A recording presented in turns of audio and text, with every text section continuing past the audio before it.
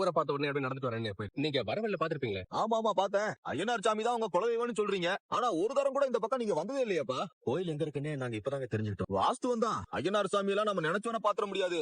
அவரு நம்மள நினைக்கணும். அப்பதான் அவரை நாம பார்க்க முடியும். இத்தனை நாளைக்கு அப்புறம் குலதெய்வம் கோயிலுக்கு நீங்க வந்திருக்கீங்கன்னா அந்த ஐயனார் தான் உங்களை வர வச்சிருக்காரு. ஆமாங்க. ஏப்பா நீங்க தங்குறதுக்கு வீடெல்லாம் ஏற்பாடு பண்ணியாச்சுப்பா. என் வண்டி அப்படியே ஃபாலோ பண்றீங்களா? முன்னாடியே வாங்க. சரி. தம்பி இதுதான் நீங்க தங்க போற வீடு. இந்த நேரத்துல கோயில் போக முடியாது. குலதெய்வ கோயிலுக்கு இங்க இருந்து 5-6 கிலோமீட்டர் போகணும். இவ்வளவு தூரம் டிராவல் பண்ணி வந்திருக்கீங்க. டயர்டா இருக்கும். நல்லா ரெஸ்ட் எடுங்க. நாளைக்கு கோயிலுக்கு போய்க்கலாம். சரி சரி தம்பி. ஏன்னா நம்ம எல்லாருமே இந்த வீட்டுல தங்க முடியும். ஏண்டா நம்ம வீட்லயே 6 பேர் இங்க இருக்க முடியாதா? இன்னும் கனவுலயே இருக்கடா நீ. தம்பி யாரு வந்தாலும் இங்கதான் தங்கி சாமி கும்பிட்டு போவாங்க. நிறைய பேர் இங்க வந்து தங்கி சாமி கும்பிடுவாங்களா? உங்களுக்கு எப்படி ஐயனார் சாமி குலதெய்வமா இருக்கும், இன்னும் கூட்டமா இருக்கும். அப்படியா? ஆமாப்பா. உள்ள ஏற்கனவே ஆளுங்க இருக்காங்க போல. ஸ்லிப்பர்ஸ் நிறைய இருக்கு. ஆமா அண்ணா உள்ள ஆளுங்க இருக்காங்களா? ஆமா ஸ்லிப்பர்ஸா இருக்குல்ல, அதான் கேட்டேன். ஆமாமா சொல்ல மறந்துட்டேன். வேற யாரும் இல்ல தம்பி. எல்லாம் உங்க சொந்தக்காரங்க தான் வந்து தங்கி இருக்காங்க. எங்க சொந்தமா? யாருங்க? மாமா மாமா எப்படி இருக்கீங்க?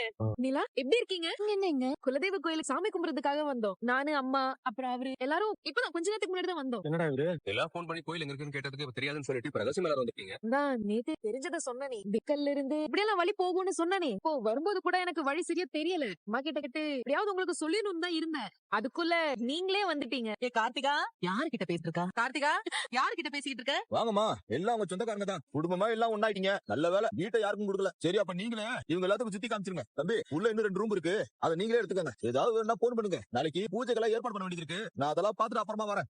நீங்க எல்லாம் எப்படி இங்க வந்தீங்க? நாங்க இங்க இருக்கோம்னு தெரிஞ்சே வந்தீங்களா? உங்களோட இதே தொல்லையா போச்சுடா.